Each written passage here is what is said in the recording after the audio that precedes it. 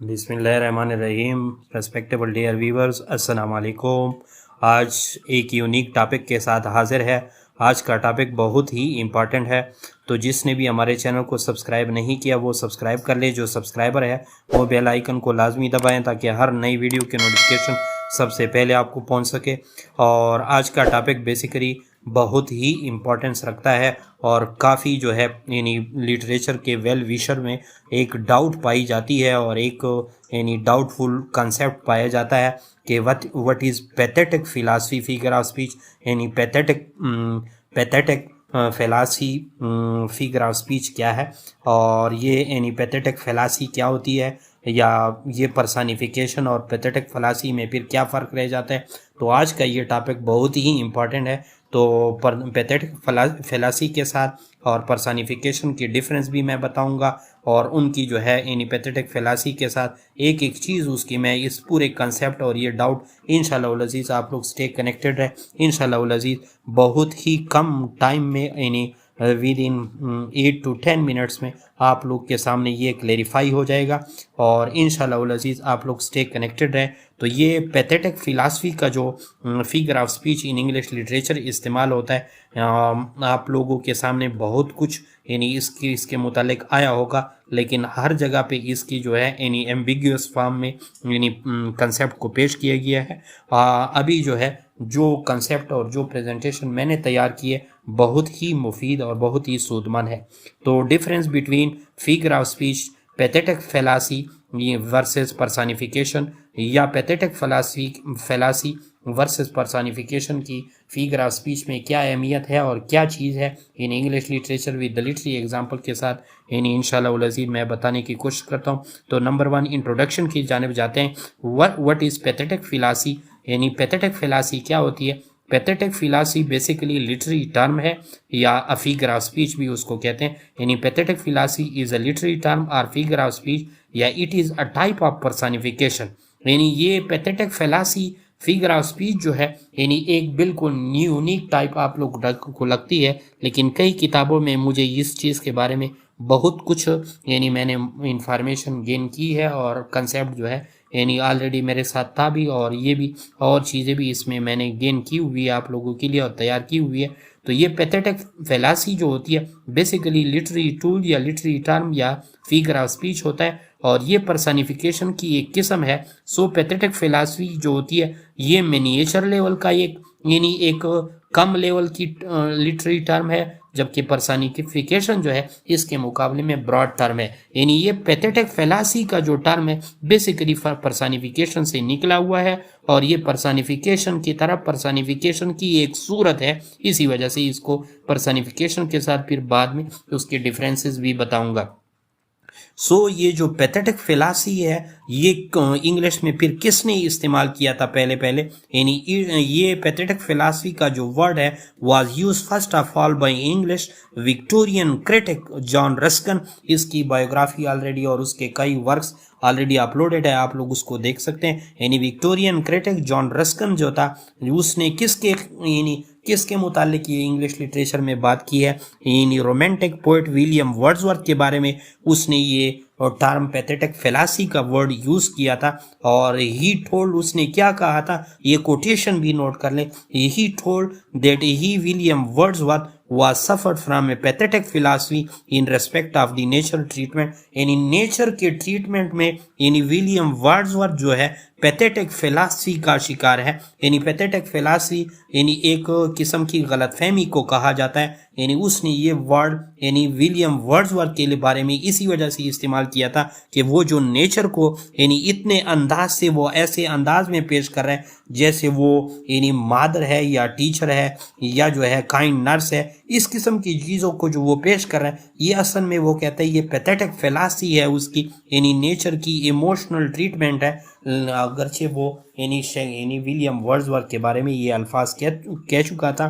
तो pathetic philosophy जो है बेसिकली फिगर ऑफ स्पीच में पर्सनिफिकेशन की एक टाइप है, लेकिन छोटे लेवल का टर्म है और बड़ा टर्म जो है वो पर्सनिफिकेशन है।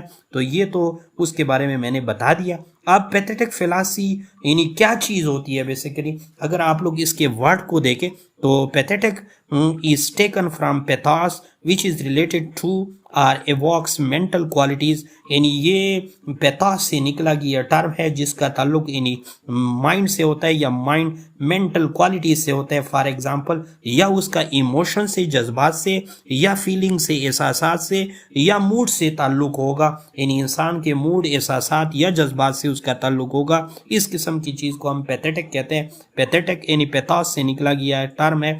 पैथोस यानी मतलब ये है कि जिसका ताल्लुक जज्बात या एहसासात या मूड के साथ हो, जबकि फेलासी का मतलब यानी यहाँ पे यानी मिस्टेक है। So it means emotional mistake, या जिसको आप लोग गलतफहमी भी कह सकते हैं। यानी इसका ये तो लफ्जी मतलब मैंने आप लोग के सामने रख लिया कि ये पैथेटिक फेलासी और ये पर्सनिफिकेशन और ये फिगर ऑफ स्पीच के बारे में मैं सारी ये चीज़ आप लोग के सामने रख रहा हूँ। तो ये चीज़ तो सिर्फ और सिर्फ पैथेटिक फिलासफी के बारे में था।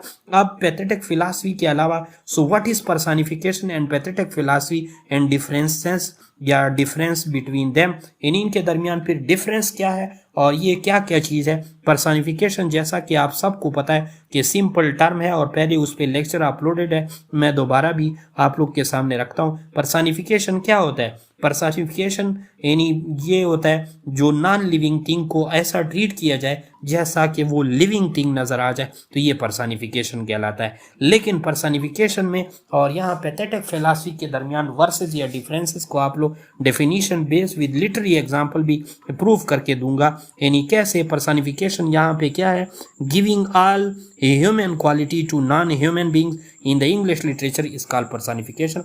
यानी तमाम जितने भी इंसानी क्वालिटीज़ होती है वो गैर इंसानों को जब आप दे देते हैं इंग्लिश लिटरेचर में, तो इस किस्म की चीज़ को हम पर्सनिफिकेशन कह सकते हैं। जैसा कि स्क्रीन पे आप लोग देख रहे हैं, for example dancing of flower, यानी फ्लावर्स या फ्लावर की जो या फूलों की जो डांसिंग होती है वो क्या होती है? पर्सनिफिकेशन। क्योंकि फ्लावर तो यानी जानदार नहीं है, लेकिन जानदारों की तरह जब वो इस किस्म की वो करते हैं तो इसको इंग्लिश लिटरेचर में पर्सनिफिकेशन कहते हैं। इस तरह स्लीपिंग ऑफ रिवर को आप लोग देख रहे हैं कि रिवर कैसे फिर सोता है जानदारों की तरह, तो ये भी पर्सनिफिकेशन है। इस तरह टॉकिंग ऑफ लीफ यानी पत्ते का बोलना, ये भी एक किस्म की पर्सनिफिकेशन है। ये तो सिर्फ और सिर्फ पर्सनिफिकेशन का कंसेप्ट मैंने आप लोग के साथ ने क्लेरिफाई किया। इसके बाद पैथेटिक फिलासफी को देखें। पैथेटिक फिलासफी कौन सी चीज़ होती है? ये भी पर्सनिफिकेशन की एक छोटी किस्म है, यानी giving only emotional related qualities. हाँ, यानी सिर्फ इमोशनल रिलेटेड क्वालिटीज़ देना, किस चीज़ के? Of human beings to non human being, यानी जानदारों की सिर्फ यानी दिमागी क्वालिटीज़, यानी गैर जानदारों को देना सिर्फ दिमागी क्वालिटीज़, बाकी नहीं, सिर्फ दिमागी क्वालिटीज़ यानी मेंटल क्वालिटीज़, जिसमें फीलिंग्स भी आते हैं, एहसासात भी आते हैं, जिसमें जज्बात भी आते हैं और जिसमें मूड्स भी आता है इंसान का।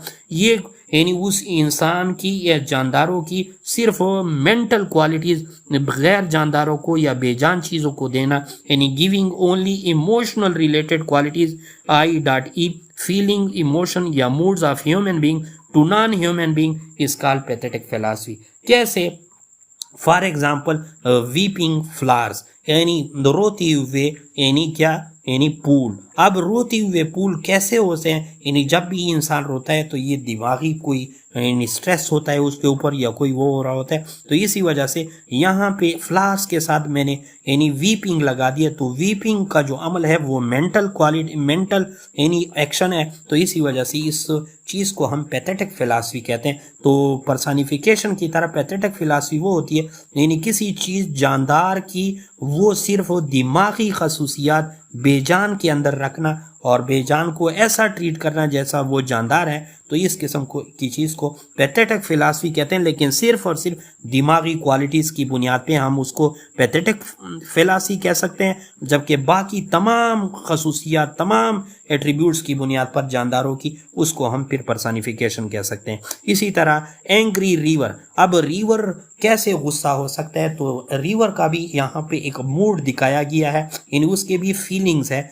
यानी उसके भी यहाँ पे यानी एहसासात है कि वो अब गुस्सा है, तो गुस्से की मूड जो उसकी है, फीलिंग जो है, ये बेसिकली पैथेटिक फिलॉसफी है, क्योंकि ये उसकी मेंटल चीज़ को नोट कर रही है। इसी तरह हैप्पी मून, मून कैसे हैप्पी हो सकता है, ये भी उसकी जो है यानी एक मूड्स के तौर पे आप लोग के साथ उसके फीलिंग मेंटल चीज़ को यानी आप लोग के सामने शो करती है। तो हैप्पी मून से मुराद ये पैथेटिक फिलॉसफी है।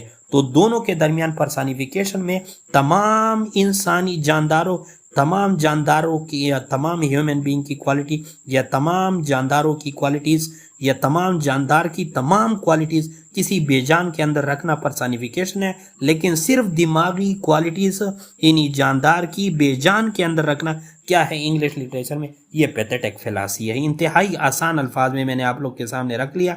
अब उसकी example, literary example William Shakespeare के मैकबेथ यानी ट्रेजेडी में यानी कोटेशन नोट कर ले, स्टार हाइड यूर फायर्स, यानी अपने फायर्स को जो है यानी स्टार से कहता है, कौन कहते हैं, मैकबेथ कहते हैं, star hide your fire let not light see my black and deep desire. Macbeth उसे कहता है कि आप लोग जो है ये लाइट छुपा ले, स्टार से कहते हैं, ताकि आप लोग मेरी ये बुरा काम जो मैं कर रहा हूँ और मेरे ख्वाहिशात का जो या डीप डिज़ायर का जो मैं कर रहा हूँ, ये बुरा काम यानी ब्लैक वर्क जो कर रहा हूँ, यानी बादशाह बन रहा हूँ और अपने एम्बिशन के थ्रू बादशाह को यानी किल कर रहा हूँ, तो ये जो है आप लोग ये छुपा ले। तो in this line Macbeth is calling upon the star to the hide their light as he contemplate the dark and sinister thought of his ambition to become king, giving human like emotion to the celestial body.